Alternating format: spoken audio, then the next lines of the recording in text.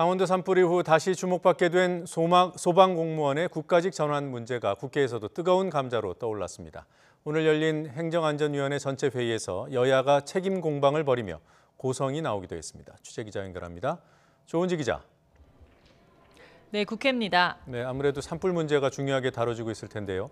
행안위에서 구체적으로 어떤 얘기들이 나오고 있습니까? 네, 화재의 원인을 놓고 공방이 있었습니다. 행정안전부와 소방청은 고성 속초는 알려진 대로 전신주 개폐기 전선이 탈락하며 스파크가 튀어 불이 났고 강릉동에는 신당의 전기 압선 때문에 또 인제는 아직 원인 조사 중이라고 보고했습니다.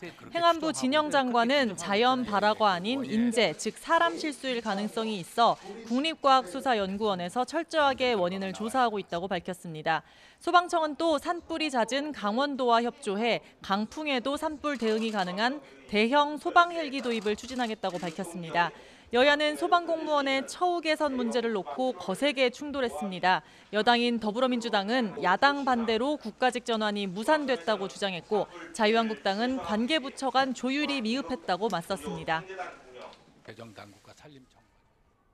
작년 11월 28일 국회 행안위 법안심사 소위에서 소방직 공무원의 국가직 전환을 위한 법안이 상정되어서 처리 직전까지 갔었는데 자유한국당 원내 지도부께서 오늘 좀 통과시키지 말아라라는 지시를 하셔가지고 의결 직전에 법안 처리가 무산이 되었습니다. 매우 유감스럽게 생각합니다.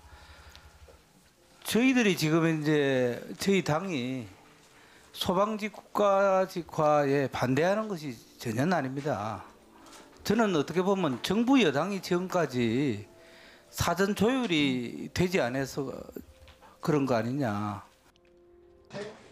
네, 진영 장관도 국가 책임을 강화하기 위해 소방관 국가직화가 필요하다고 여당 쪽에 힘을 실었습니다. 산불 피해 복구 비용을 추가 경정 예산에 포함하느냐 아니면 예비비로 먼저 쓰느냐도 여야 충돌 포인트인데 아직은 처우 개선 문제로 다투고 있습니다. 그리고 오늘 신임 장관이 참석한 국무회의가 열렸고요. 한국당은 청와대 앞에서 의총을 열었죠. 장관 임명에 따른 여야 대립 상황 어느 정도입니까? 네, 아침 회의부터 내내 국지전이 계속되고 있습니다. 먼저 여당인 더불어민주당 홍영표 원내대표는 법에 규정된 청문 보고서도 채택하지 않으면서 허위 사실을 유포해 장관 임명을 저지하겠다는 행태가 어이없다고 야당에 직격탄을 날렸습니다.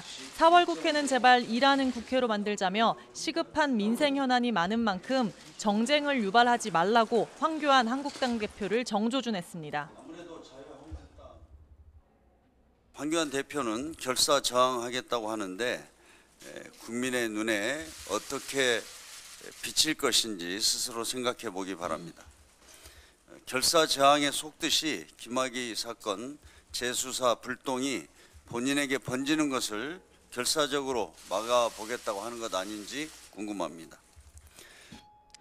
네, 자유한국당은 청와대 인사검증은 부실하다 못해 포기한 지경이라며 조국 수석을 경질하라고 거듭 촉구했습니다.